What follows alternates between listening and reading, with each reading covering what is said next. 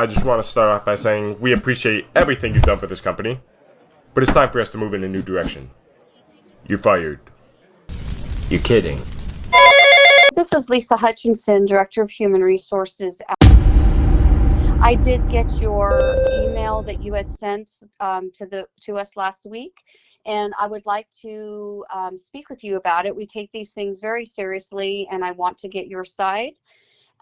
Please give me a call back. This is my best number, 916. Thank you very much. Significant other to kind of help you out, as your subject, and kind of get that distance. Definitely. Okay? Now, show me that you. Salutations, Serene Eminence here. Welcome to the second installment of Close Encounters of the Unsuspectingly Predatory Kind, a series of failed attempts at siphoning feminine energy, which is centered upon thoroughly analyzing the surveillance unit lead trainer, aka the Tormentive Trickster, an entity of whom blatantly stated that he would thoroughly enjoy it if I were to submit to a posture of looking directly up at him as he simultaneously looked down to me. Subsequent to submitting a formal complaint, complete with additional documented incidences of harassment and solidified corroborative accounts against the Tormentive Trickster, he was consequently fired. Predatory conceptualization, the powerless handler. The initial episode of Close Encounters of the Unsuspectingly Predatory Kind, failed attempts at siphoning feminine energy, is centered upon deconstructing the true nature of the powerless handler, an entity that went from claiming that he would treat me as the queen that I am, to blatantly stating that he would love to penetrate my pretty face, whilst positioned in a posture of subservience. As I directed my gaze upwards towards his line of sight, the subject presented as vapid, apathetic, solely behaving engagingly for the sake of having his future desires met. The predominating presenting energy is that of powerlessness. The subject is inherently ineffective in his ability to operate as the executioner of his communicated desires. All installments, including the series preface, may be viewed via the Serene Eminence Escapades YouTube channel. The commencement. Communing with the Tormentive Trickster. I crossed paths with the Tormentive Trickster whilst being trained for the role of undercover surveillance investigator operating in association with a large-scale private investigations firm. With a scholastic background in the field of forensic psychology and a vocational concentration on investigative and profiling services, securing the position itself was quite an easeful endeavor. However, enduring unwarranted harassment whilst traversing through the training process was not something that I could volitionally tolerate. As disrespect, even if expressed on the subtlest of seemingly imperceptible levels, is unequivocally unendurable to me personally. The Tormentive Trickster operated as the unit lead trainer for the surveillance division. He mentioned that he had maintained the position as unit lead trainer for a little over a decade.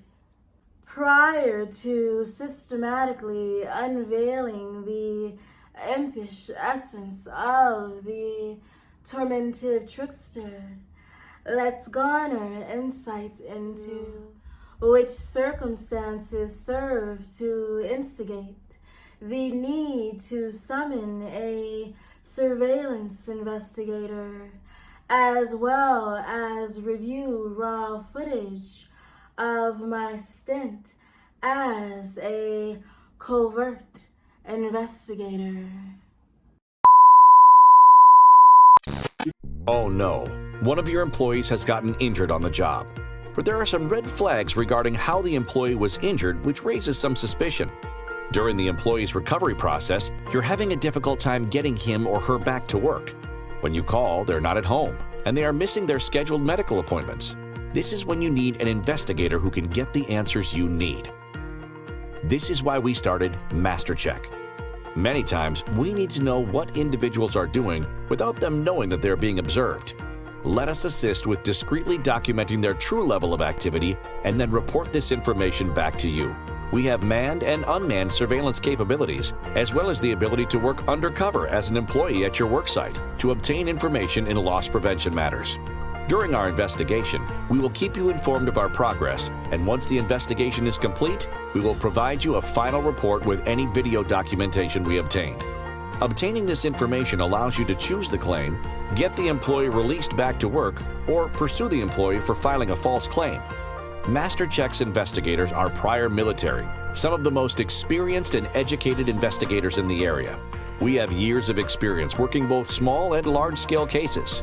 Our world-class investigators understand what it takes to get the results you need and are trained to establish an investigative game plan and think out of the box. So if we say counter surveillance, it's me counteracting the fact that somebody's trying to do harm to me, or at least planning on it, or trying to get data out of me. It could be a low level, which is kind of laughable, where it's just a run-in and it's somebody not really giving you a hard time, but they are following you. They're kind of weird. They have odd behavior, all the way to a high level threat that's looking at kidnapping you, right? All of them will be counteracted by an unpredictable pattern. I think anybody that does surveillance would agree with me that if you are trying to stay out of somebody's line of sight, they can't keep up with you because they don't know what your next move is going to be. Now, in the culture today, or even in our lives and our routines, that can become absolutely exhausting. And let's be honest, most Americans today don't have the fortitude or the mental agility to be able to be that unpredictable in their daily routine. They just don't. We're lazy, we're complacent, we take the path of least resistance, we do what's easy. We all know we do it. Everybody watching this probably knows, like, yeah, I should have paid attention. When that car turned with me on the third time and it was odd, I still kept going to my house because I just wasn't paying attention to my instinct. I just wasn't listening to my gut. We've probably all done that.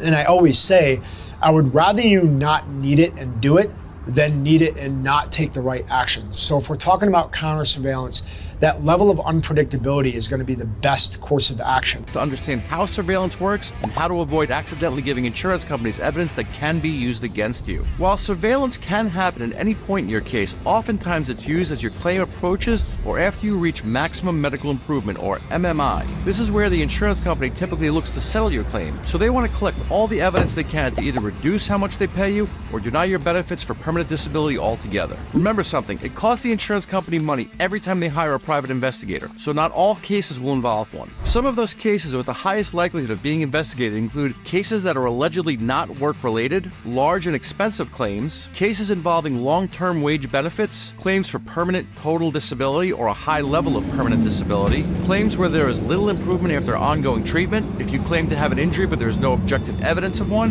and if you're suspected of fraud. Some of the signs of fraudulent cases that insurance companies look for are if you're a new employee, there are no witnesses in your case, you've made inconsistent statements, you've refused treatment, or you have a history of filing workers' compensation claims. Sometimes insurance companies assign investigators to random cases, so even if none of these apply, there's still a chance they're going to look into your activity. Should that happen, most investigators will monitor you for a period of several days, often during a time when the insurance company knows you will be in public, such as during a doctor's visit. But keep in mind that they can surveil you at any time during the day or night, not just 9 to 5. Insurance investigation is tailored to whatever issue triggers it. For instance, if you have a history of making claims, they're going to look for pre-existing conditions and older cases, rather than just following you around with a camera. If an injury occurs without any witnesses, an investigator might focus on interviewing other people who could provide insight about the event, instead of just stalking your social media. Some of their methods of investigation include doing background checks, comparing notes between doctors and other cases you might have, setting up cameras to record you, following you around in public, and interviewing people who know you. And as social media has become more prevalent, it has also become a popular way for investigators to collect evidence against you. They will not only look at your posts, but they'll also look at the posts of your family and friends in an attempt to catch you doing something you shouldn't be doing. So be mindful about what you post on social media and what other people post about you. Basically, a private investigator can do anything within the law to build evidence against you and your claim. What they can't do is anything that breaks the law, not only because it's illegal, but also because any evidence gathered illegally may not be admissible in court. So you don't need to worry about them doing things like recording you in your house, hacking your social media, or putting a tracking device on your car. In most cases, the investigator isn't trying to prove that you're not injured, but looking for proof that you're not as hurt as you say you are. If they can get evidence of you violating the medical restrictions that were ordered by your doctor, or performing activities that you have otherwise said you're not able to do, then they have a good chance of reducing or denying your benefits altogether. So make sure you're always honest and upfront with everybody involved in your case, because bending the truth will come back to bite you. If you have a workers' compensation claim, the most important thing you could do is to be honest with your doctors as well as the insurance company's doctors. It does not hurt you to be truthful about what you can and cannot do. Second, you should always assume that you're under surveillance. Make sure you follow your doctor's orders at all times and be mindful of your activities. Remember, appearances matter. Predatory conceptualization. The tormentive trickster. In a dimensionally reflective fashion, those who are internally tormented oftentimes prove to be externally tormentive. Tormentive, an archaic term now largely obsolete, describing something that causes torment. Tricksters are agents of mischief that channel their intelligence into the conduit of deceit. They garner a great deal of satisfaction from exacting cunning schemes, and they extract energy from chaotic scenarios that they themselves haphazardly curate. Tricksters are the breakers of rules, agents of mischief, masters of deceit, and boundary crossers. The best way to describe Trickster is to say simply that the boundary is where he will be found, sometimes drawing the line, sometimes crossing it, sometimes erasing or moving it, but always there, the god of the threshold in all its forms. They are the lords of in-between. While we endeavor to trace the trickster to his origin, he continues to play his tricks on us, always evasive, always crossing our conceptual boundaries of definition in which we try to confine him. Perhaps here is a first lesson to be learned from the trickster. Whatever we do, he's always one step ahead of us. The victims of people such as conmen and snake oil salesmen are those who are unconscious of trickster. They have been tricked by their own naivety, greed or self-deception. We have to be a little tricky to guard against being tricked. The tormentive trickster, presented as fundamentally immature in his efforts to systematically curate scenarios of entrapment, all in an effort to feel a false sense of superiority. His torment is insidiously sublimated, craftily concealed underneath the guise of socially acceptable enactments, which manifested as derisive humor and self-righteous reprimand, wherein his suppressed aims were evidently revealed via his caustic, condescending tonality. He invests an insurmountable amount of energy and effort into reasserting dominance and control through the medium of his mischievous antics. Each exploit exists as a self-pleasuring stroke to his ego that allows for him to slyly get off on entrapping and tricking others. Each impish scheme is implemented in an effort to prove his very own false proof, ineffectively existing as a desperate attempt to experience a false sense of governance, as he utilizes tormentive tactics to cerebrally subjugate, infiltrate, and subsequently ensnare those of whom he desires to take agency over. He is ultimately channeling his negative impulses into the seemingly indetectable outlet of tormentive trickery. This entity is deeply discontented and is almost helplessly projecting his unreconciled discontent unto others.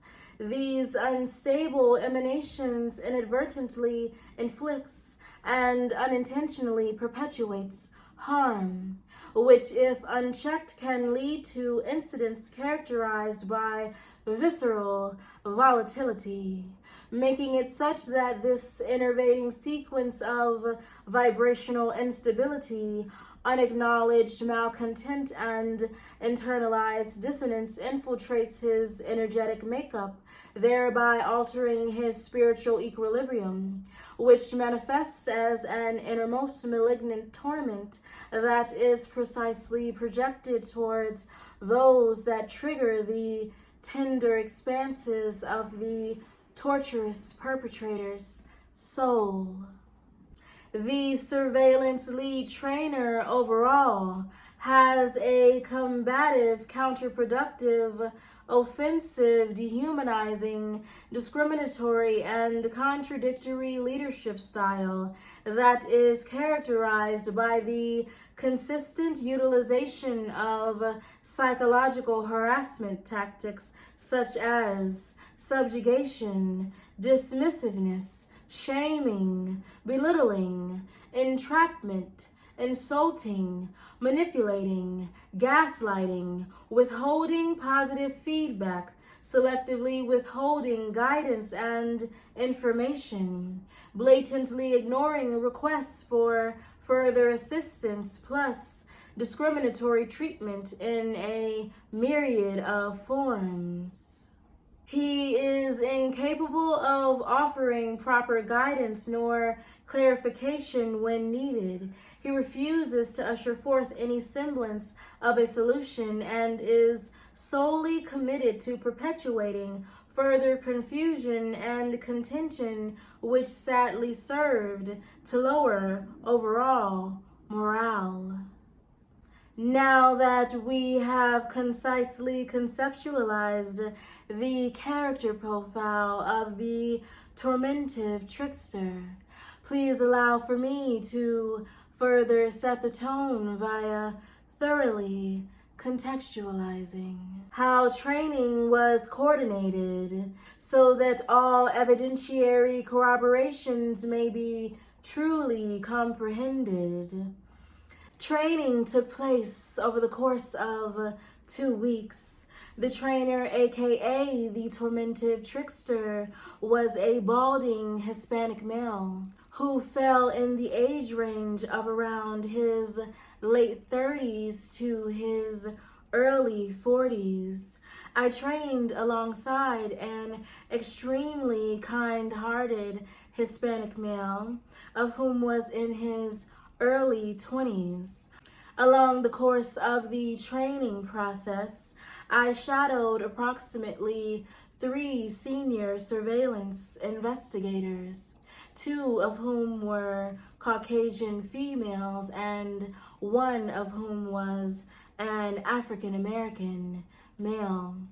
I became particularly close to one of the Caucasian females because her primary goal was in actuality to work with internal affairs in an effort to thoroughly expose and reprimand those of whom are corrupting spaces of power and authority.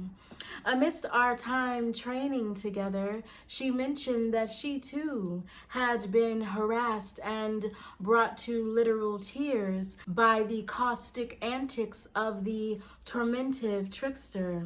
As soon as she told me that she had been harassed and had been brought to literal tears due to his torment, I became vehemently upset. Of course, I concealed my discontent as to not startle her, but I knew instinctively after hearing that this harassment was being spewed in a perpetual pattern, I knew he had to be exposed and taken down. It's the simple fact that he has been tormenting perpetually without reprimand, without acknowledgement, existing as a hidden corrupted figure in the firm's structure that needed to be exposed and extracted. Whilst engaged in training at headquarters, we were provided with a vehicle, a laptop, and all necessary recording equipment. And the first few days consisted of the trainer swiftly reviewing thousands upon thousands of PowerPoint slides with us at a swift and non-digestible pace. The only unsettling observation made up to this point was that the trainer refused to ever make eye contact with me. We were in the training room for 8-hour training sessions, and 99.9% of the time, he solely gazed towards the other trainee. And even when I asked questions, he would not look at me directly. On a few occasions, he mentioned that he would send supplementary study materials via email upon request. However, when I would request said materials, he would scoff or smirk and proceed to blatantly ignore my request. Although subtle, these incidences felt dismissive and insidiously intentional. At this point, I wasn't taking anything personally. I was simply noticing a subtly pervasive pattern emerging. When directions are adhered to, the surveillance unit lead trainer would find pleasure in altering his previously stated directions in real time as a means by which to justifiably belittle, insult, and shame a fellow trainee and I for being incompetent and incapable. The actual harassment did not ensue until we moved forward towards implementing all training knowledge in real time whilst operating in the surveillance van and beyond. The initial point of contention presented itself as we traversed throughout different stores in a myriad of areas, utilizing the trainer as the surrogate subject. Whilst following the trainer in the surveillance vehicle, he would drive at inordinately high speeds at random. He would make reckless decisions such as running red lights, switching lanes abruptly without a turning signal, and committing to make a left turn whilst in view, yet abruptly making a right turn whilst traversing behind obstructions to further curate a chaotic scenario riddled with confusion.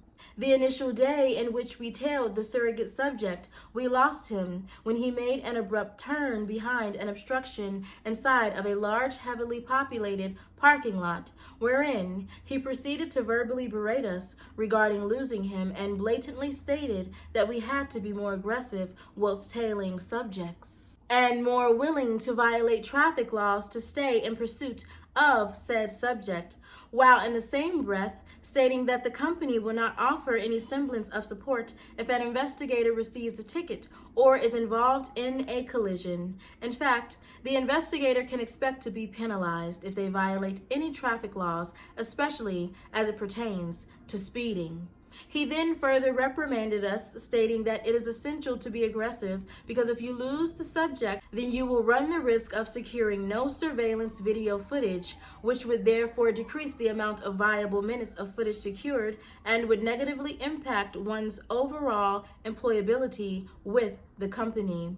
With this in mind, although I am a defensive driver, not an aggressive driver, I mirrored the trainer's unhinged driving behavior in an effort to remain in pursuit. And in a contradictory fashion, he stated that I was driving much too aggressively, and that it is better to lose the subject than to drive aggressively. When I iterated to him that staying in pursuit was in the forefront of my mind, and that it was essential to mimic his aggressive driving style so that I would not lose him, he became viscerally agitated and proceeded to raise his voice to me. I then told him that he curated a hostile and unsafe driving scenario which entrapped the trainees to follow suit. I stated that I refused to be reprimanded simply because he feels the need to contradict himself and alter previously stated guidance in real time simply for the sake of stroking his own ego. Further contextualizing the pattern of harassment. Moving forward in the saga of psychological harassment, whilst conducting surveillance inside of stores and inside of the van, he would employ similar forms of trickery and entrapment, wherein, whenever he noticed that we had a solid shot lined up, he would glance over at us and abruptly and very much intentionally make sharp turns to sabotage the shot. And he would do this for aisles and aisles on end during the entirety of the duration for which we were inside of the store. And once our minutes secured were reviewed, he would assure to berate us for not securing enough stable minutes of footage, even though he was the one who curated the scenarios to make this result a manifest reality. It was as if he were insidiously setting us up to be reprimanded so that he might feel a false sense of superiority at our expense. When setting up our vans, there was a particular way to black out the windows and organize the interior to prevent detection from onlookers. During this hour-long process, the trainer simply threw me the materials and offered me no guidance. He proceeded to assist the male investigator with fully setting up his van, and when he checked on my progress an hour later, he scoffed, offered nuanced negative critiques, and walked away. After entering and exiting the surveillance van, one of my shielding curtains had slightly slipped towards the very end of the training session, and he proceeded to yell at me, saying that this was an unacceptable offense and that it could potentially disqualify me from continuing on in the training process, thereby serving as a non-solution-oriented threat upon my very person and upon my very viability as a potential candidate for hire. The surveillance unit lead trainer insistently and unjustifiably reinforced negative narratives via telling a fellow trainee and I that we were destined to fail throughout the course of the 2-week training, wherein I recall a time where the trainee and I were parked separately in our respective vans, and the trainer put us through individual drills. He mentioned to me that he would work with the male trainee first and directed me to have my equipment ready within approximately 15 minutes. He arrived back to my van in under 30 seconds and asked why my equipment was not set up. And I told him it was because he said I had 15 minutes to have everything prepared for his arrival. He then said there is no excuse why I should not be ready, and that this shows that both myself and my fellow trainee shall surely fail and not become successful investigators. 95% of the surveillance unit lead trainer's offensive behavior was cloaked in humor and underhanded comments. His offensive behavior was primarily enacted in non-monitored spaces, such as inside of the surveillance van or whilst he and I were corresponding alone, in person, or via Microsoft Teams. On occasion, when he was most particularly unhinged, he would verbally combat me whilst a trainee was present. He consistently engaged in deceitful behavior via curating lies and intentionally spewing misconstrued information regarding performance during training, and proceeded to become argumentative as well as hostile whenever I made attempts to clarify and address my solidified perspective. On one occasion, he proceeded to engage in an exceedingly hostile argument with me via a Microsoft Teams audio call and blamed me for existing as his sole point of contention. He raised his voice to me and proceeded to act in an intimidating manner after I attempted to address the presenting issue from my perspective. I attempted to screen record the call of the unit leader yelling at me. However, the Microsoft Teams app would not allow for me to do so. Subsequent to arguing via Microsoft Teams, I made an attempt to make amends via stating that I do not wish for our dynamic to be characterized by contention. I took the high road and apologized for my tone. And I sternly iterated that I would assure to be conscious of my tone in the future. However, if he proceeded to project a false narrative unto me and attempt to reprimand me unwarrantedly, then I would indeed speak up for myself and make necessary clarifications for personal rectification purposes. And on another occasion, he requested that I text him my favorite snacks and coffee. I responded by saying, "Wow, what a fun notion." He immediately replied, "What is fun about it? Who said that the snacks and coffee were for you?" He then proceeded to say, "I am only adhering to the company's request to do a service. I do not operate in service to you," as he laughed at me and proceeded to walk away. This unsavory incident encapsulated the very essence of tormentive entrapment, and the fact that he haughtily laughed after intentionally setting up this sardonic scenario is what officially catalyzed the necessity for me to expose him. As such, he himself set his very own destiny of being fired into motion. In regards to allegations of perceived sexual harassment, in an effort to provide an experiential glimpse into the derogatory training dynamic upheld by the unit lead trainer himself, kindly reference the following statement, which depicts a solidified point in time in which the unit lead trainer attempted to violate me and subversively sexually harass me. Whilst undergoing training inside of the Del Amo Fashion Square, located at approximately 3525 West Carson Street in Torrance, California, zip code 90503, the unit lead trainer and I were walking side by side. As we walked towards our respective vehicles, discussing wearing boots versus wearing tennis shoes, he was shocked that I was able to keep up with the training in boots due to the high heel attached to the boot, which prompted his curiosity regarding my height. The surveillance unit lead trainer verbally verified my height, which is approximately 4 feet and 11 inches. He subsequently approved of my short stature and then proceeded to blatantly state that he would thoroughly enjoy it if I were to submit to a posture of looking directly up at him, whilst he simultaneously looked directly down to me. I mentioned that moving forward, I would incorporate tennis shoes into my training wardrobe, and he stated that he would make an effort to stand next to me often to experience me looking up to him as he looked down to me. This statement felt derogatory and subversively sexually charged.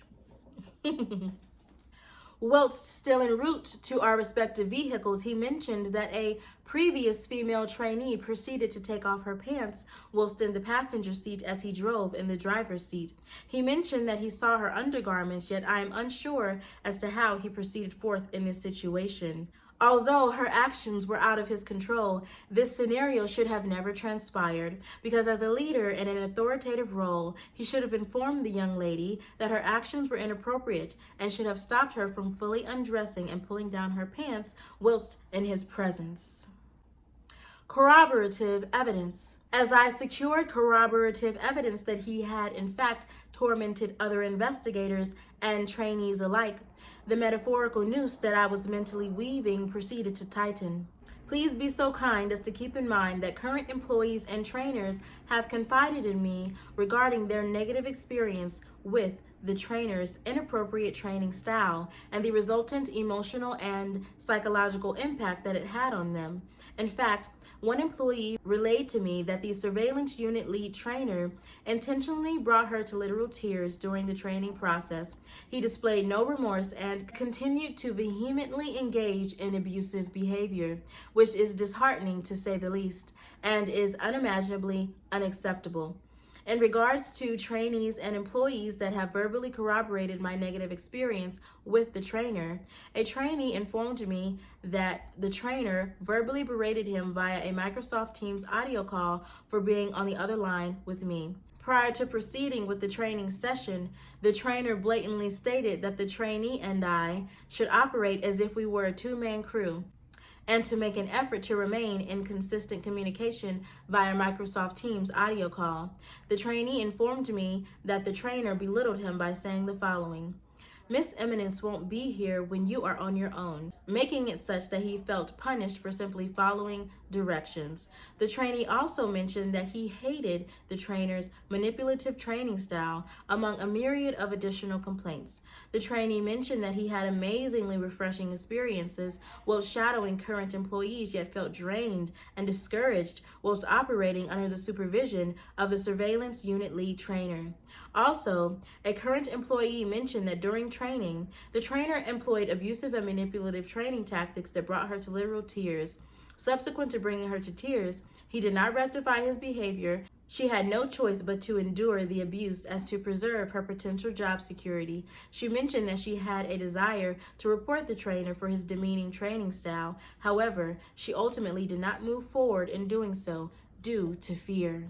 At this pivotal point in my escapade with the tormentive Trickster, I had effectually garnered enough intel to enact a retributive exit plan. As such, on a day where he and I were scheduled to meet at an undisclosed location at approximately 6 a.m. in the morning, I arose at 3 a.m., arrived to the company headquarters at 4 a.m., entered the building utilizing the entry pin upon both the main entry and the investigative office entry point, and placed the car keys to the company vehicle atop the front office desk. The alarm began to sound because I had entered the building outside of working hours, and I did not know the code to silence the alarm. As such, I exited the building and left all company equipment inside of the locked company car. I then walked to a nearby Panera Bread and sat on the darkly lit patio until they opened at around 6 a.m. I spent most of my time refining a letter that I composed the night before, which thoroughly exposed the tormentive Trickster. I assured to prepare the email correspondence complete with all department heads, all unit leads, all investigators nationwide, and the owner CC'd, so that I might send the expose minutes after he realized that I was a no-show for our scheduled meeting. Because I wanted him to waste his time. I wanted him to wonder. I wanted him to think for a split second that he had a reason to reprimand me for not arriving on time, only to be met with condemnation from his superiors that had now been well informed of his true nature, and furthermore, his attempt to subversively sexually harass and torment me. Subsequent to comprehensively exposing him, I was contacted by the Human Resources Director, who desired to hear more about my negative experience with the tormentive Trickster. I denied her request to engage verbally and reiterated my experience in more thorough detail. She then proceeded to ask me once more if I would speak via phone, and I told her that I refused to exhaustively reiterate my experience. I had no interest in rectifying the situation, as I quite frankly had no desire to operate in accordance with the company that harbors unaccountable abusers. A week or so later, I was informed that he was formally reprimanded in the form of being officially fired by the company. I am now operating as a fraud investigator as a part of the Special Investigations Unit, which is a position that offers a higher salary and a more complex caseload that shall serve to further sharpen my investigative skill set. Emotional precision is the highest form of power. You feel, but you don't fold. You care but you don't chase. You love but you don't beg. You offer everything from fullness, not hunger. And that's why they come back again and again, not because you gave them what they wanted, but because you made them question what they deserve. You made them uncomfortable, in a way that no one else had the nerve to. You didn't flatter, you didn't entertain, you revealed them to themselves, and now your name is synonymous with awakening, with tension, with standard, with transformation. They hear it, and remember a version of themselves they only knew around you, and that memory never leaves. You are not the past, you are the unfinished chapter, the conversation that ended mid-sentence, the potential they still replay in their mind when the room goes quiet, and they will do anything, say anything, to get one more line, but you no longer write with their ink. You write in silence, in absence, in standards that bend for no